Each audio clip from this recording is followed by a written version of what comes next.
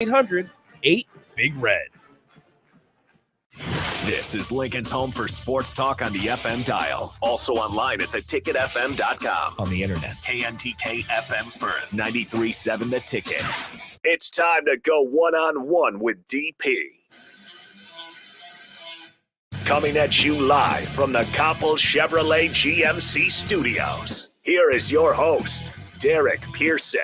Presented by Beatrice Bakery on 93.7 The Ticket and theticketfm.com.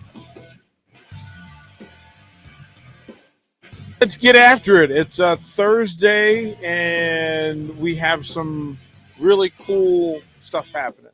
Again, the folks from Heavenly Waffles have been here. They've taken care of it this morning. I want to thank them. Just go to heavenlywaffles.com. Good stuff. This hour brought to you by Beatrice Bakery. I want to thank them for what they do for us to bring us this hour of radio. And then we have added value.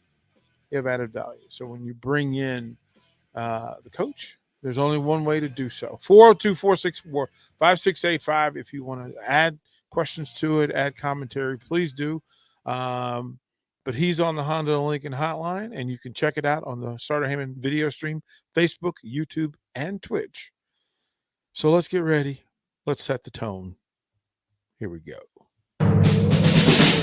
The autumn wind is a pirate, blustering in from sea. With a rollicking song, he sweeps along, swaggering boisterously. His face is weather-beaten. He wears a hooded sash, with a silver hat about his head, and a bristling black mustache. He growls as he storms the country, a villain big and bold. And the trees all shake and quiver and quake as he robs them of their gold. The autumn wind is a raider, pillaging just for fun. He'll knock you round and upside down and laugh when he's conquered and won.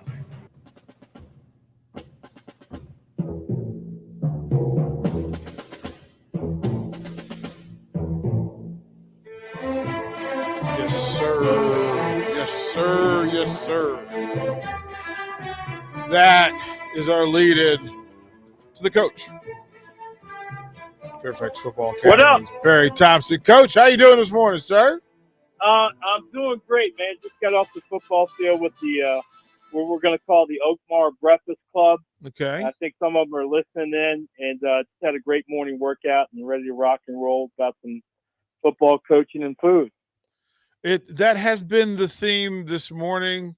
Everybody here has a full tummy. We're going to send you this kit of Heavenly Waffles. And Barry, bruh, wow is all I'm going to tell you.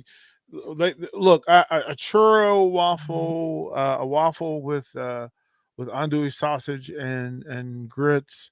Another one that's cornbread with like the chocolate raspberry glaze. He came in here and set it on fire. Well, you had me at chorizo, so I'm good. Oh, it is this kit, and all that's required. He's got a full kit put together, and all that's required is like carbonated water or beverage. So you can do it with beer, champagne, whatever you want to, whatever you want to make it with, and it is ridiculous. Perfect texture. Like you can put sauce on it, and it stays crunchy and then light. Like you could eat three of them and not feel the itis.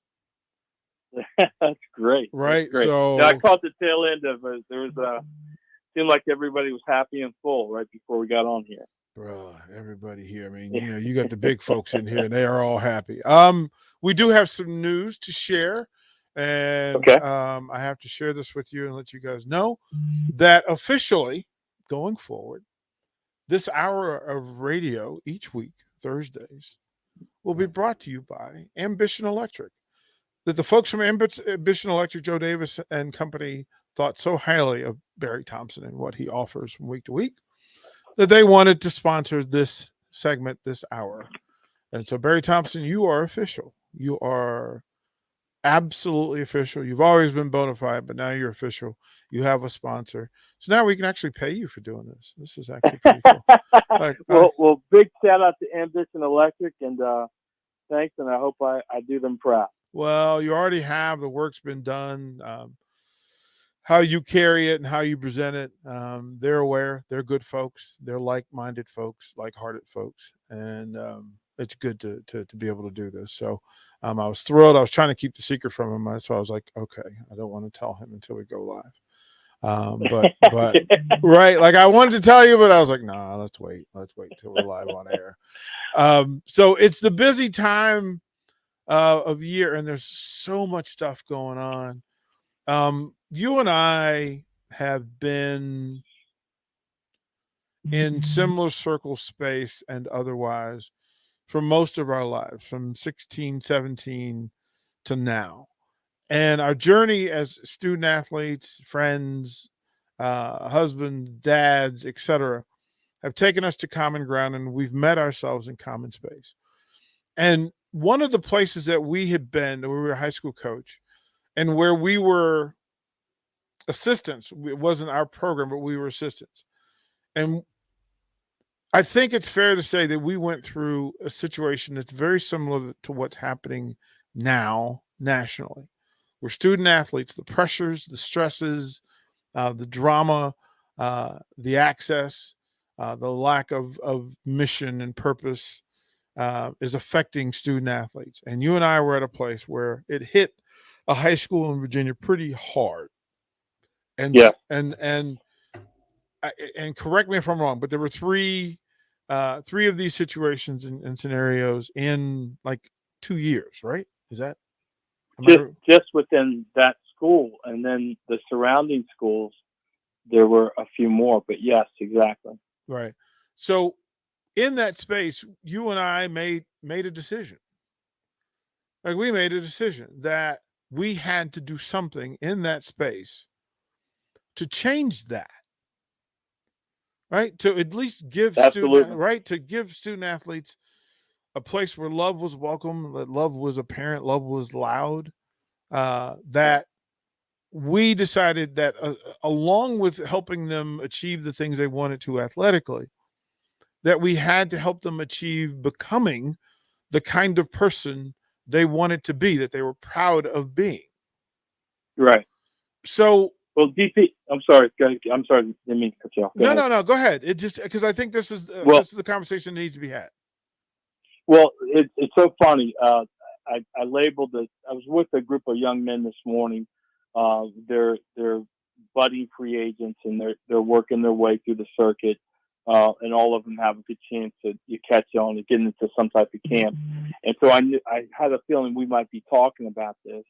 And I sat there and asked them what was going on. And they just, it was like they couldn't wait for somebody to ask them that question. And out of the conversation, I got a couple of things, and it will be no surprise to you, because as I was saying, one of the conversations that I had with them, the theme was, one of the ball players said that it took him a while for him to realize that he was more than just a football player, something we have always kind of advocated to any player that we come in contact with when we see they're having their time, to remember that they're not just a football player or not just a basketball player. So that guy had to kind of struggle to find his own answer, and he didn't have the support system around him to let him know that you're more than just a football player. Especially what I got from these guys is when things get tough. You enter a program, you're recruiting, you want to be a Division II, college athlete, and you're there, and then all of a sudden you're introduced to this, what I call the real grind. You're just the fourth person of, 4. Mm-hmm. And you've got to begin to figure out, okay, how and when is my time going to come? And you really don't understand. You don't know if there's light at the end of the tunnel, but you have to go through all of this stuff. And there's no support system to let you know, hey, as you're struggling to do this, remember, you're more than just a football player. I've always thought that the very best thing about football is that it's never, ever just about football. I always thought that was the best thing. And so in this one case, he's telling me that he kind of had to get to that discovery on his own.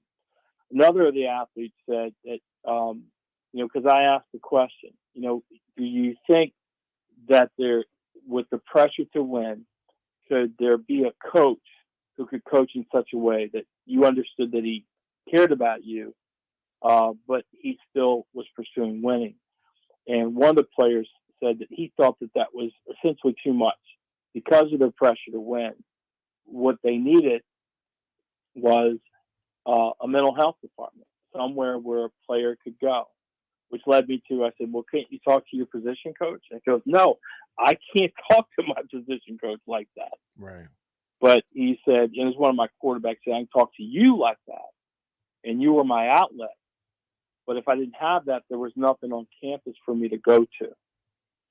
The other thing that came up about this is just that, because I'd always thought, the head coach plays that role and your position coach is a guy. And now these guys are telling me they're at different levels. There's two, FCS, they're at different levels, and they're kind of relating the same story that this idea that when they're having a tough time, there's not an outlet for them to go express themselves or to talk to. So either they have to find these answers on their own, right? Find their success formula on their own if they're lucky, or it tilts the other way. One of the ball players said for him, it was still that same thought that I'm more than just a football player. Football isn't what makes me happy. Everything else in my life makes me happy. And when I'm happy, I enjoy going to play football, right? And you think about that mindset, how he got to that point. That's not normally how a coach would think, right? Right. Or if you express that to a coach at a Division I, he'd kind of like, okay, he'd nod his head and maybe move on. The other thing, DP, and we talked about this a lot, is the men that are coaching these guys. Even one of the players related to me a circumstance, and I was trying not to out this person, but he related to me a circumstance that even as a young man in college, this guy's wife and son were in another state, and this coach is coaching in 4 or 5 states away. Mm-hmm. And even he, as a young man, looking at it, like, how are you not with your family? Mm-hmm. Right? And, that guy, he knew, was doing everything he could to get out of that situation to get to a better one. Mm-hmm. That's a weird dynamic, right? You're being coached by somebody who all he wants to do is to get out of that situation. So there are a lot of cross currents in talking to these guys.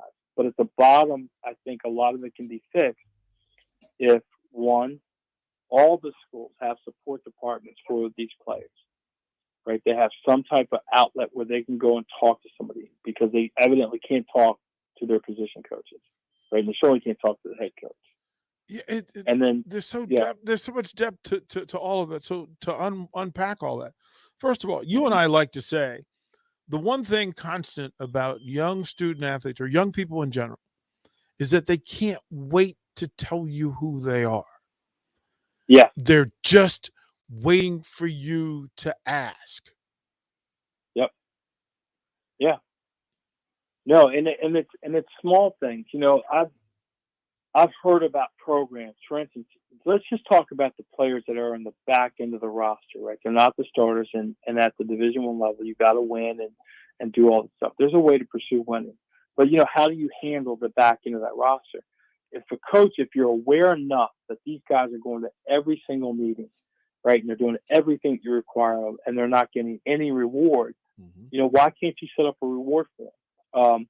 A while ago at Texas A&M, the coach had I forget what they called it, but it was typically on their Thursday. It was all the guys, it was Texas A&M, it was all the guys who didn't play. They had like a game. They had a game. So the starters and everything else, the guys who were traveling, right, they would stay. Music would be on. They had an announcer. I think they did some streaming, but they certainly let all the parents know, hey, your son will be playing this day. And it was a big thing for the team, right, that everybody got a little bit of the sugar. And that's kind of coaching in a way that you realize or acknowledge, right, what you're saying. Hey, I know that you're here. I can see you. I appreciate what you're doing. It sounds so simple, but talking to players, it's just not done as much. You and I have talked a lot about the success in coaching is really coaching from the back end of your roster, right? Mm-hmm. If you can get the back end of your roster to accept standards and do things, the team's going to be better. Coaching from behind, right? Mm-hmm. And I don't know that that's being done a whole lot right now. And I've never been a Division I coach. I don't know all the pressures, and I'm not trying to say it, but I do know what's good. I know what's going on right now is not good, right? So there's got to be a way. If you have all these resources, why can't you? Why can't you? If you can pony up NIL money to do this, to get a player, why can't you pony up NIL money to support a player, right? To make sure that he's good. Yeah. It just seems like the right thing to do. Yeah, I mean, and we're talking about student athletes, we're talking about coaches, we're talking about the people, the support systems around, and we're talking about parents, because it really takes a community to do this at any level, let alone the highest levels, right? Yeah. And I like to say that most coaches are an accumulation of greatnesses or flaws, right? So that that you're a product of the people who coached you, you're a product of the systems around you, you're a product of the good things that coaches you've coached with and been coached by have done, and the bad things. And great coaches take the negative things that happened to them through coaching or by coaching and said, I'm never going to do that again. Like I'm never going to do that to a player. You've been listening, and again, this is young coach and I go back and forth. And we've had both of us, this particular coach, we've had situations with individual coaches, individual coaching situations, right, where they weren't good. And we've had this little saying back and forth. I said, well, we really got better as a coach, right? Because when you do see a bad situation, it does two things. It either says, I'm never going to do that, and or it reinforces the good things that you know that you're about, right? Mm-hmm. So we were just talking to Coach. You've been listening, and again, Coach, I got to sweep my place for bugs here. Right, like yeah. Well, we got that government contact. Through talking to Barry Thompson, Fairfax Football Academy, and again, the real story, and full disclosure for folks that don't know, Barry and I were high school teammates. And Barry was quarterback, I was tailback flanker. Barry was leadership. When I got to the program, he was established, and he was part of the standard bearers for how business was being handled in that program, and he was necessary. And then it helped me learn that you need those people in place who are positive leaders, but they are forward and up leaders. Like Barry will tell you, look, I love you, man. Here's what I need from you, though. Right. And like I don't think I've ever even told Barry, like the value of what happened in my life comes from, in part, Barry Thompson's leadership at 16, 17, 18. And then again, when we meet later in life as grown-ups and we say, listen, here's what I'm doing. Do you want to be a part of it? Again, several times in life, I was going to retire. Like I was just going to stop working and just chill. And when I first moved back to Virginia, I ran into Barry like 3 days after I moved back to Virginia. And I was going to coach a little league team, and I walk into this weigh-in, and who meets me at the door but my high school quarterback, right? He's not even looking for me. He's not even looking for me, but he's looking for me. Like what he needs is exactly what I walked in the door with. And he says, hey, man, what are you doing? I need you. So you gave me great praise. So let me bat this back a little bit so your listeners can fully understand what type of man you are. He is right. We were separated by about 23 years. In between there, DP had written me a very nice note when he was in Utah. Somehow found the address and was very laudatory and thankful and everything else. So here's the real deal. I had just taken a job as a head freshman coach at a particular high school, and I'd put together my staff. And as I'm approaching the first day, my staff is falling apart. Like, one guy wouldn't call me back. another guy that I was counting on. He couldn't get through the gatehouse thing. It was some minor thing off by a month. Like if it had been run a month later, he would have been fine. And so I'm falling apart. And I walk in to Falls Church High School, of all places. Mm-hmm. And to describe to your listeners, when you walk into the side, not the front of the school, but the side of the school, there's a long kind of hallway. And I'm walking in from one direction, and I haven't seen this man in 23 years, and he's walking from the opposite direction. And the very first thing I say to him, I go, "What are you doing?" He goes, "What do you need me to do?" And I go, "I need you to fill out this paperwork and get on the field with me right away." And DP said yes. And DP said yes. So as you're listening, I don't know what you think about DP. I know you think a lot of good things about him, but that's the type of man he is. I hadn't seen him for 23 years. And I said, "What are you doing?" He says, "What do you need me to do?" And I said, "Let's get going." And we got going. Yeah, and it was. So wait. So as what's the guy used to say on the radio? And that is the rest of the story. Right. Who's the guy who said that? Right. Oh, yeah. It's old school. Okay, forget it. But Yeah, it's old school. Listeners will kind of recognize. Yeah. Well, it was funny too, because like I was going to coach the Little League in this new space where I was going to be new to everything in it, and then you think high school sports, right? And I know the program, but I wasn't a part of it and didn't go to school there. And then the thing happens where we recognize that what would normally take 5 or 6 coaches. Yeah. We recognize on day one that it's just us. Right, because the third coach, we lost him. He called me up. We had 3, and the other guy that we lost is a really good coach too. The only tragedy, not tragedy, but the only minus of that situation is that Josh Richards we weren't able to coach with Josh. Josh is an outstanding young person and coach. But Josh, one guy I was holding on to my staff, he calls me up one day and says, "I got some good news and some bad news." I said, "Well, give me the good news." And he says, "I just got a promotion." And the bad news was it meant that he couldn't get there. And it wound up just DP and I coaching 50 freshman kids. Yeah. On football field. And by the way, Paul Harvey is the guy. Yeah. And the rest of the story, Paul Harvey. Yeah. It was funny. So, and again, this is a pretty big high school, and we've got 50, 60 kids, freshmen that we have to get together in like 2 weeks to play in the toughest part of Virginia.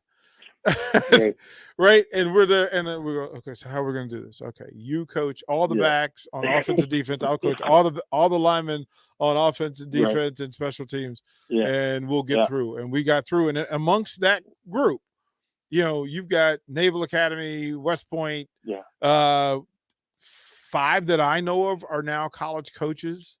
Right. Several state champions. I just found out. I saw Will Cogan. He's actually coaching over at Madison High School. I was Oakmar is the field that we use a lot. Madison uses that for their lacrosse thing. And so I'm walking to an empty space with a couple of my guys in here. "Get off my field!" It was Will Cogan. It's just a great group of guys, and we said that to set this, and we'll set this up. We'll go to break. When we come back, I want to talk about what happened in that space as we were panicked on how we were going to coach 3 different units from 2 people and 60 kids at a new high school. But in that, the thing that happened was what changed our lives. It changed the trajectory of the school and of those young people and that community. And it showed up later, 2 years, 3 years later. What happened in an office in Fairfax, Virginia, affected that school for the next 10 years. We'll talk about that here with Barry Thompson when we come back. Download our app by searching 93.7 The Ticket in your app store. You're listening to One-on-One with DP on 93.7 The Ticket and theticketfm.com. Happy Hour with Nick Sainert and Enrique Alvarez Clary. Let's go ahead and head right to the phone lines. Bob, what's up? Hey, I'm here at the ballpark. How are the elements? Is it nice outside? Oh, I don't mind it. I don't mind it at all. When it's out of the north, it's not too windy.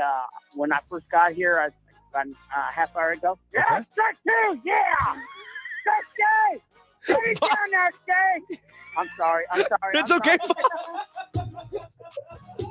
I love it.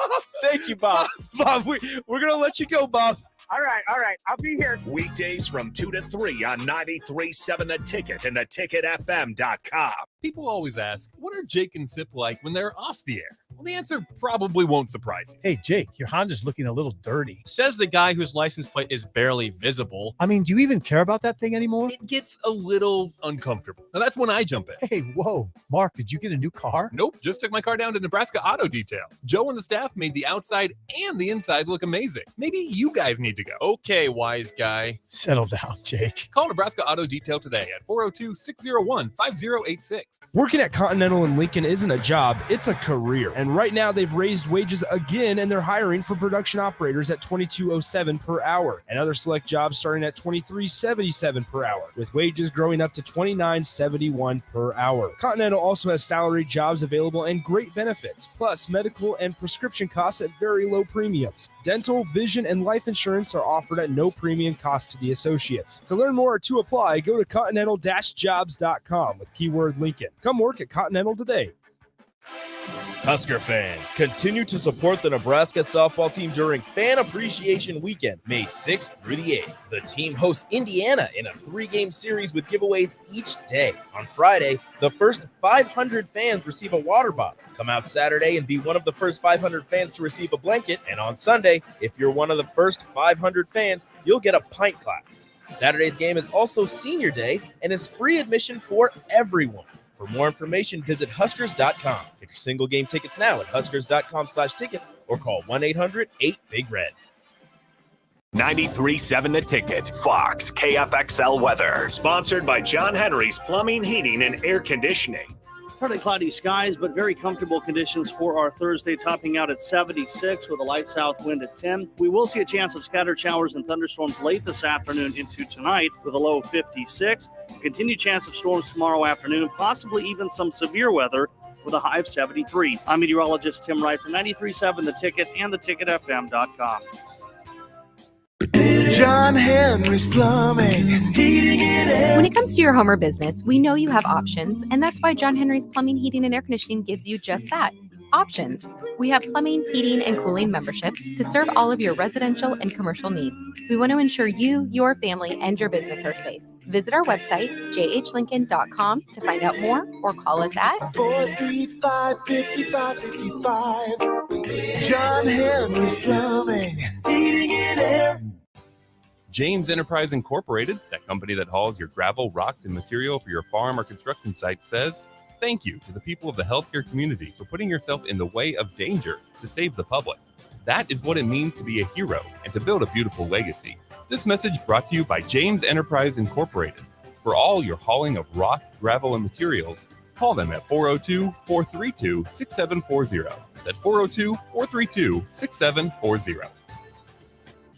At first, I was really nervous and intimidated to buy a ring. I wasn't sure what I was getting into. My experience at Starter Heyman was very easy. I felt like I walked out of Starter Heyman with the ring that was going to make her go wow and say yes. I love my ring. It is so beautiful. I absolutely love my ring. I get compliments on it all the time. I always tell them Starter Heyman. Yeah, we would definitely recommend Starter Heyman. Yeah, it was great. We're definitely coming back. Sure. Sauter Heyman Jewelers, Lincoln and Grand Island. SauterHeyman.com. Hi, Sean Callahan here of HuskerOnline.com, inviting you to join us here on 93.7 The Ticket. Every Saturday morning now in our new time, we're on from 8 to 9 with the weekly Husker Online radio show. We'll give you the latest in recruiting. We'll talk about what's going on with both football, basketball, and we'll probably share a few stories from the inside. It's every Saturday morning right here on 93.7 The Ticket. It's the Husker Online radio show from 8 to 9 a.m. You're listening to One-on-One with DP, sponsored by Beatrice Bakery on 93.7 The Ticket and theticketfm.com.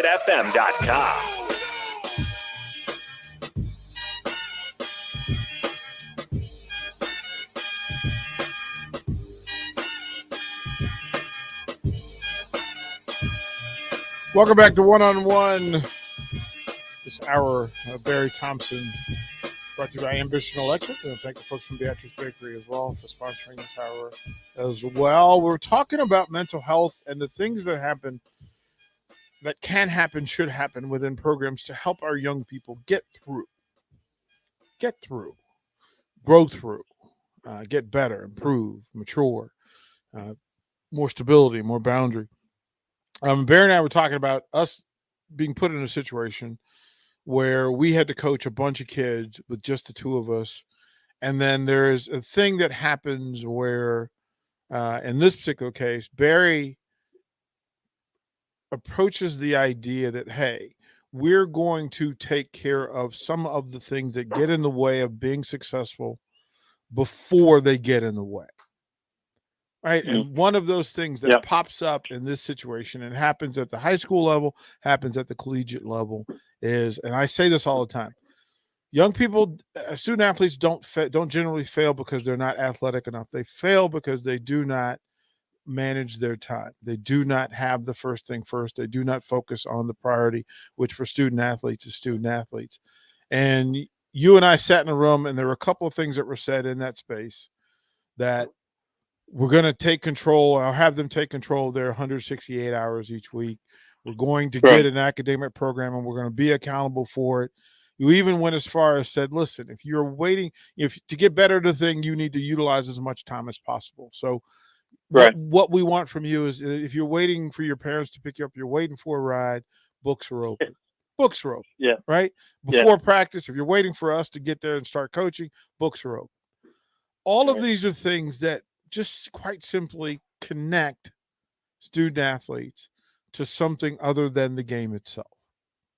Yeah, so let me pick up on that. It was our famous 168, and just for your listeners, it's 168 hours in a week. And so what we wanted players to do, or what I had players do at a certain time, they were to enumerate on a piece of paper, and we didn't give much more instruction than that, how they spent their 168 hours, and they were to be brutally honest.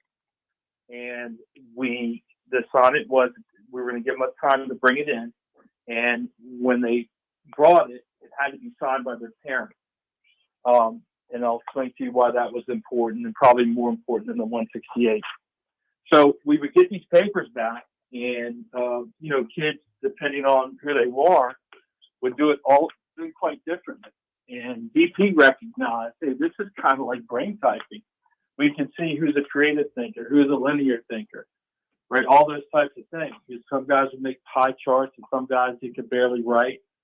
And it was a great identifier, right? But what they found out was that when they added up all the stuff that they had to do during the week, that they were generally left with about 50 hours. Mm-hmm. And if we said the average 3.5 student would spend 15 to 20 hours studying, let's say 15. Let's make it 60 and make it 15, easy math. They were left with nearly 45 hours in which they could do anything. Mm-hmm. But that was only possible if they were taking care of their education first. So we encourage them to say, hey, if education is truly first, then any moment you have, it's not on the phone, it's opening the book. And we start talking about waiting 20 minutes for your ride, per day, taking 20 minutes to get home. That's 40 minutes, right? And if you're going to study 2 hours a night, that's knocked out a large part of it, and getting them to understand. It worked really well. Kids would come to us being brutally honest. I had one kid that turned in a piece of paper that said he spent 16 hours getting fresh. Right. And I didn't know, kids can joke. So I brought him in the office and said, what's this? And he goes, no, I got to look good. So we had a different conversation. And one kid that turned, as soon as he filled it out, he realized he literally was watching way too much TV and not studying enough. Right. And so it was all this recognition. But, the larger part, the more I reflect on, especially in the light of this conversation, DC, is that for those young guys, we were doing a couple of different things. Everybody in their life told them, hey, take care of your grades. There's no sports without your grades. Take care of your grades. You got to get grades. Education's important. But we were kind of coaching about how to do that. And of course, we went further, as we tend to do, which is we connected up with teachers. And I, told teachers, my message to the teacher, I said, if you have one of my football players in your class and they miss a single assignment, I don't care if it's to bring a number 2 pencil in and they bring in a number 3, I need you to light an email on fire and turbocharge it to me. And the reason I did that is because I know that no one who intends to get an A starts their class by missing an assignment. And so that little thing that gave us an opportunity to get on that now, right? Rather than waiting toward these mid things that come out, the warning reports or whatever, and then trying to save the kid. And then now they knew. You talk about, hey, can you see me? Yes, I could see you. And matter of fact, I know what you're doing in class. And so for me, what that did by having the parents sign this thing, right, having the teachers communicate with us, for a young person, we kind of sewed up the adults in their lives because you and I had made the recognition that they could, in a very compartmental way, go to a class and understand that the teacher only cared about what they did in class. Go to football and that the football coach only cared about what they did at football. Go home and mom only cared, mom and dad, they cared about it all. But, teenagers tend to shut their parents off, and they're kind of now, because they're shut off, they don't really know what's going on in school. So this thing had a way of stitching it up so that everywhere they went, the kids understood that people were seeing them, and that to us, what they did outside of football really mattered, right? And we weren't just talking about it, we were coaching. So that 168 thing, I don't know. I probably got struck by lightning, but it was a good idea. It's a great idea. It was a great idea. And what it did as well, and there are a couple of things that happen when you become consistent with young people. They relax because they understand that you're there. They know that you care. You care enough because you're going to constantly check in. So this thing was done every Friday. And so every Friday, and we would advance it to every Friday. I wanted to know what they were learning in these classes. And then we asked them to be the fun. Let me speak to that because that's something you did. Let me see. So that was the 168. And what DP did is these kids were given these agendas, these little day timers, and they were all issued. They had the school logo on it, and they were all blank. Every one of them blank. And when DP found that out, he started asking the kids, I need you to fill out what you're doing every day. And once a week, and I believe it was Monday. So I got basketball, at least it was Monday. I need you to fill this out. And what DP did is he did it by a step-by-step process. He said, I need you to fill it out. And so they would bring it, they're boys. And so the first thing would be, I went to math. I went to here. And then he was, okay, well, what'd you do in math? He goes, well, did so. Well, it's not on here. And then next week it would come back in math. We did quadratic equations or whatever, right? And then it'd be like, well, do you have a quiz coming up in that? Yeah, I have one next Friday. And DP would flip the pages and be like Tuesday, Wednesday, Thursday. They're like, let's say, how are you reminding yourself every day that you have this quiz? Are you going to put that in? Yeah, I mean, you got to remind yourself every day you got this quiz so you don't forget it. So now it's coming back with quadratic equations, and the to-do list now on Tuesday. I got to study for the quiz on Friday, blah, blah, blah. And what that really led to is now you can start to have a conversation with him about school, right? And I carried this over to Centerville, by the way. And so I'd get up in the field and I would have a player and he says, I'd say, what are you studying? And he says, well, we're studying empires. And I said, okay, what empires are you studying? And he goes, I don't know. I said, come on, you got to choose. And he told me these bunch of empires. And I said, did you have the Mayan Empire or the Aztec Empire? He goes, yeah, they were on there. I said, why don't you choose one of them? The kid was, parents are from Puerto Rico, mom's Palestinian, right? So I said, why don't you choose Mayan? You never heard of them? I said, man, that's a great empire. So we started talking about that in the Byzantine Empire. And lo and behold, while I'm in Indiana, with Guy at one of the combines, Guy Myers at one of the combines, National Scouting Combine, I get this text from this quarterback. And he goes, Coach, guess where I am? And he was in Mexico and he was walking these Mayan ruins, right? This little conversation that we have. So that's the type of stuff that comes about when you connect with these kids and do it. And to me, it's, we're talking about the subject. There's two coaches I want to highlight.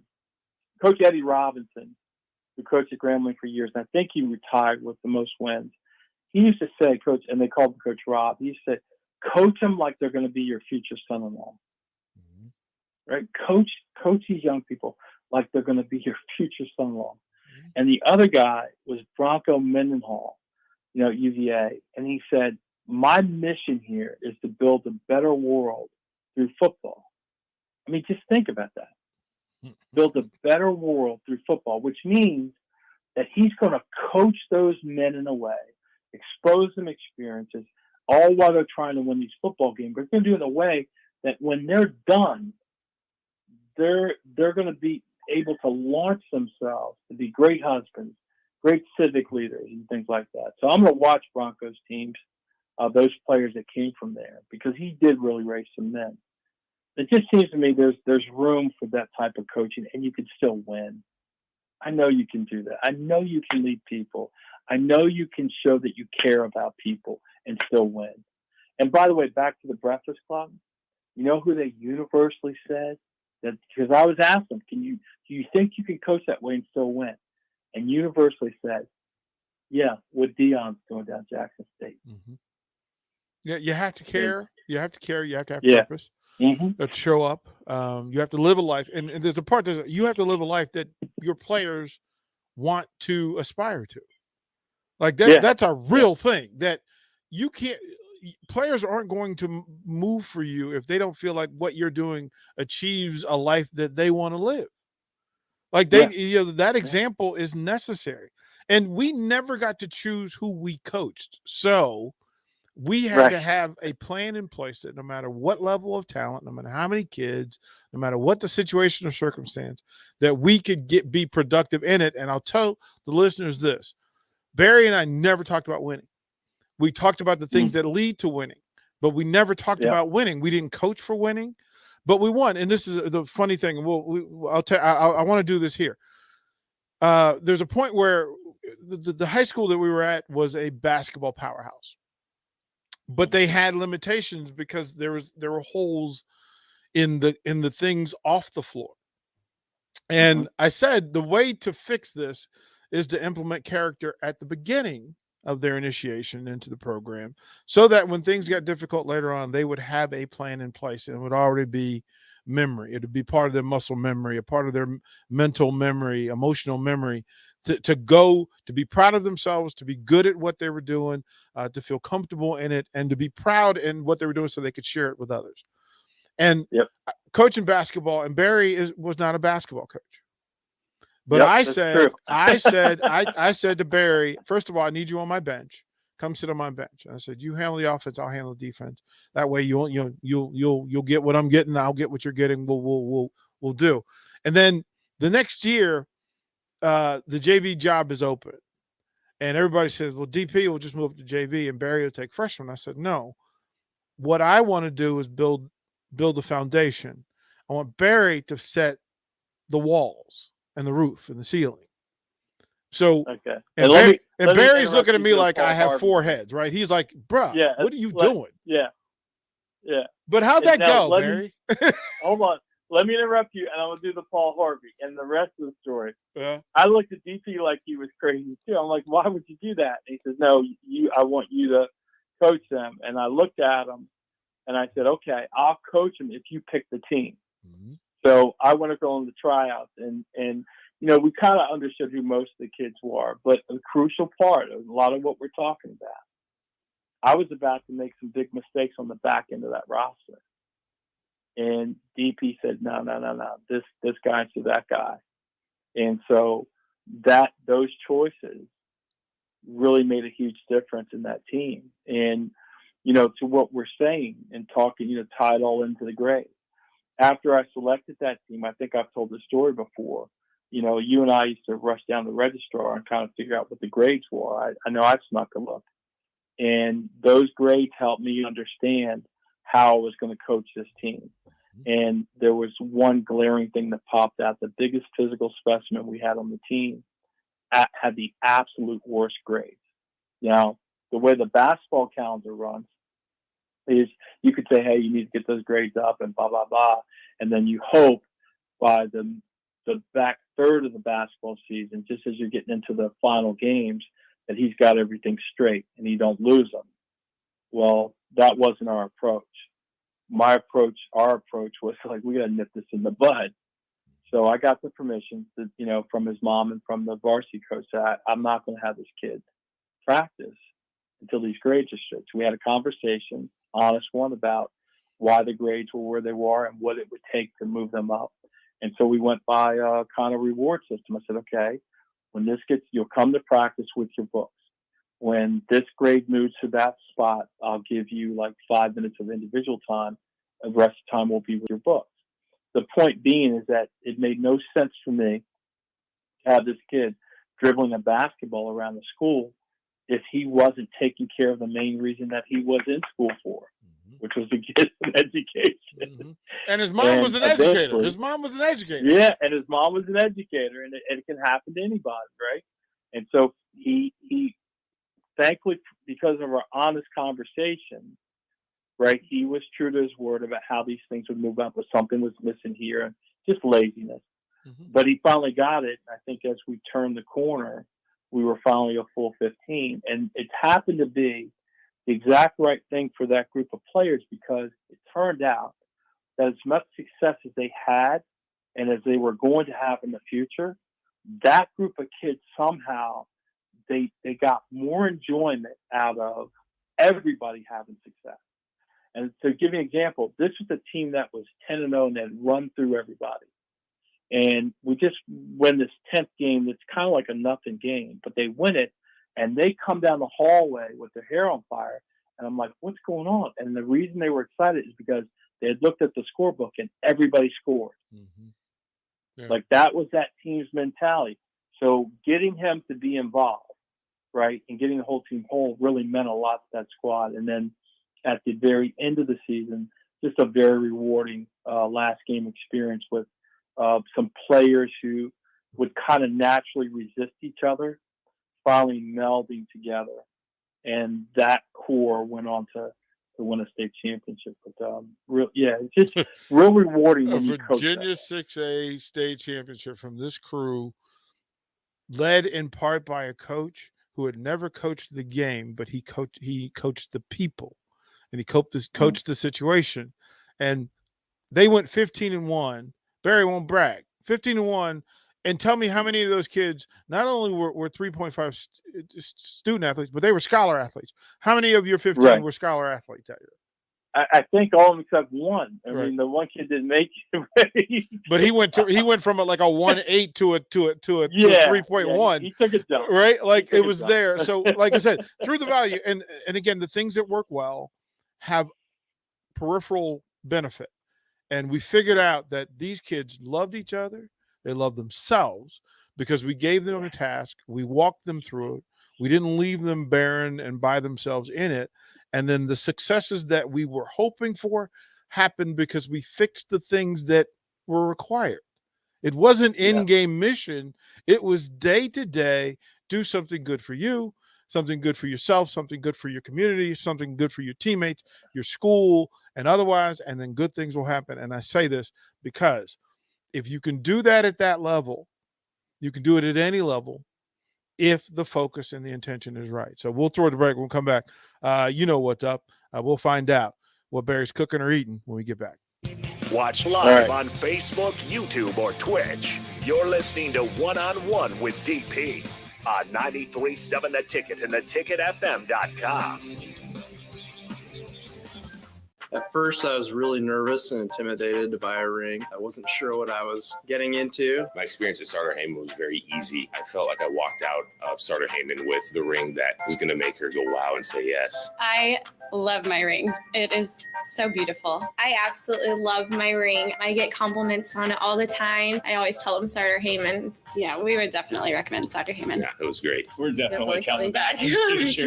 Sauter Heyman Jewelers, Lincoln and Grand Island. SauterHeyman.com. There's not many things worse than having plumbing issues at your home or business, but it's even worse if the problem isn't fixed correctly. Select Plumbing gets it right the first time, and they specialize in several things: general plumbing, water heaters, faucet and fixture repair, underground sewer and water repairs, backflow testing, and more. Keep your property free from leaks and other issues. Call today for a free estimate at 402-560-6197. Plus, they're hiring service plumbers. Contact Select Plumbing to inquire at 402-560-6197. Working at Continental in Lincoln isn't a job, it's a career. And right now they've raised wages again and they're hiring for production operators at $22.07 per hour and other select jobs starting at $23.77 per hour, with wages growing up to $29.71 per hour. Continental also has salaried jobs available and great benefits, plus medical and prescription costs at very low premiums. Dental, vision, and life insurance are offered at no premium cost to the associates. To learn more or to apply, go to continental-jobs.com with keyword Lincoln. Come work at Continental today.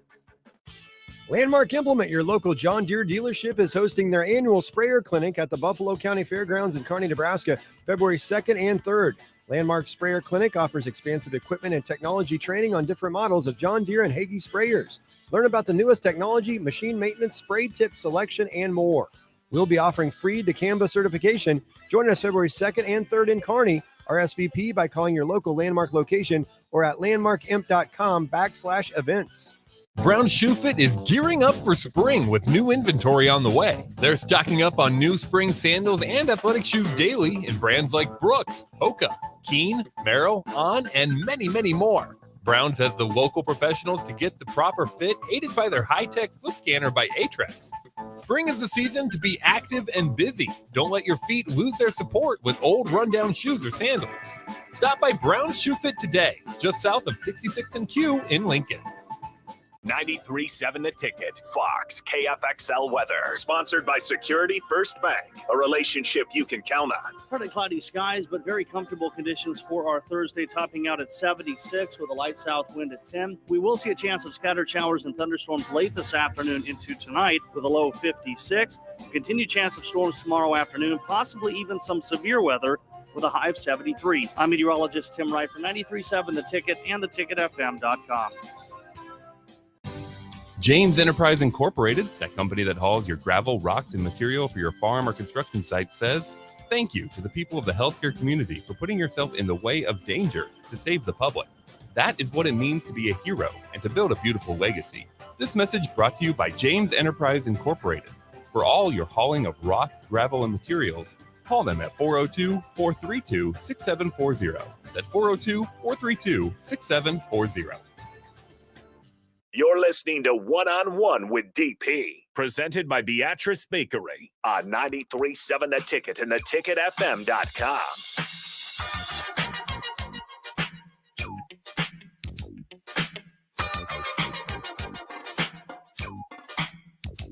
Welcome back. It's been a rock solid hour with Barry Thompson, the coach. And again, through mental health and issues, the stresses that happen to young people generally comes from a lack of connection, a lack of being heard, seen, known. Everybody has a story. That's what you're seeing all over social media. Everybody has a story. Everybody has burdens that they're carrying. And the way to get through those things is love. Simple. Love. Love of self, love of people around you, love of what you do, love of how you do it as well, and then be acknowledged for the things that you do. So as you carry through the day and you just get through, just remember, there is a way to get through. We need to stay connected to each other, be there for each other, listen to each other. We can take care of the stuff. BT, what are we cooking? Are we eating? What are we doing? No, we're back to cooking. I feel kind of, a little embarrassed with what I'm going to say because it's a Midwestern type thing. So probably most of your audience is familiar with it, but an Oklahoma onion burger, smash burger. It's an outstanding burger. I've never had it before, and I'm really fond, DP, of these kind of stretch meals. This comes from a time, in the Depression era, right, where meat was really expensive, and you had to stretch things. So it's a real simple dish. You've got about 2 to 3 ounces of 80-20 ground beef, and you need the 80-20. Not the lean stuff, because you're not going to use any oil, but the fat from the meat is going to help cook this. You need an onion, the yellow onion. You need a hamburger bun, and then, generally a pickle, but whatever else you want with your burger. But I'm just telling you, the onion, the burger, the bun, maybe a pickle is really enough. You get, if you have a cast iron skillet or a griddle, it's great. Get that thing hot. You can toast the buns first, take them off, and then you take this little ball of about 2 to 3 ounces of 80/20 ground meat, and you put it onto the grill, and you smash it down, right, to get it nice and flat. And then you take a handful of those onions and you put those on top of the burger, and you throw your seasonings on top of that. And you've got to be real patient because you don't want to touch this burger until you're absolutely sure that it's developed a crust on the bottom side. You'll need something really, really flat and thin to get up underneath of it. But I'm sorry, one more thing. Once the onions go down, you want to press those onions into the burger too. And then when it's time to flip it, you get your spatula, whatever you have underneath that thing, flip it with confidence. Don't baby, flip it with confidence. And now you have the unseasoned side is up, and you may put some seasoning there if you like. The other side's going to cook this is probably about a 4-minute burger. It doesn't take long.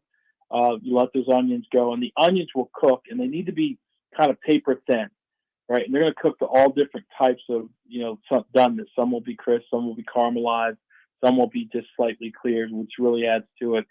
And then you want to get that spatula and get up underneath that.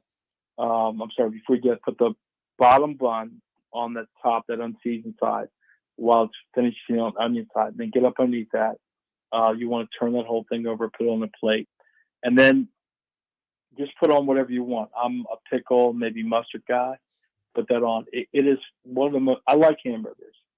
It's one of the most delicious. I'm probably gonna make one after you. They're easy to make. Once you have one, they're almost addictive. So onion smash burgers, or they're called Oklahoma onion smash burgers. There's probably some places in Nebraska that do it. There's some famous towns, Reno, Oklahoma, places like that have done it. But an onion smash burger, look up a recipe on YouTube. It's really easy to do, and you will thank the radio station after you have one. Very good stuff as usual. We'll do it again next week. Thank you, kind sir, for your time and what you do and the way you do it. Your heart first, and it is greatly appreciated. Thank you, brother.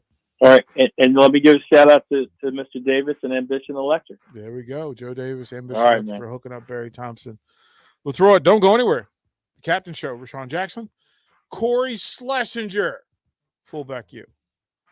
Man, should be a good conversation. Stay tuned to The Ticket. The Captain Show is up next.